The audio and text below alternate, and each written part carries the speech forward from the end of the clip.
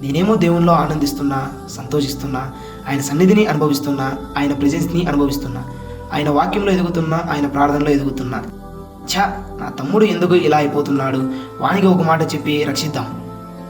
సరే, ఒకసారి దేవుని ప్రేమతో చెప్పి చూద్దాం. రే తమ్ముడు, కొద్దిసేపు నీతో మాట్లాడాలి, ఫోన్ పక్కన పెట్టు. అవునా, సరే. రే తమ్ముడు, నేను నీకేం చెప్దాం అనుకుంటున్నానంటే, ఎందుకురా నువ్వు ఈ లోక స్నేహంలో పడిపోయి ఇలా అయిపోతున్నావు? బా, మళ్ళీ మొదలుపెట్టినారు రా. రే తమ్ముడు, నీకోసమే రా చెప్పేది. లోక స్నేహం విడిచిపెట్టురా. యేసయ్య రా నిజ స్నేహితుడు, నిజ లోకరక్షకుడు. ఏందిరా ఇప్పుడు తీసిన ఏసై ఏసై అనుకుంటూ నువ్వు నీ పిచ్చి ఏసయ్యా. రే ఏందిరా వీడు దేవా అంట ఎప్పుడు ఫోన్ చేస్తూ నీకు తెలియదులేరా, వాడు చాలా తిక్కోడు. వాడిని అవసరానికి వాడుకుంటున్నా నేను.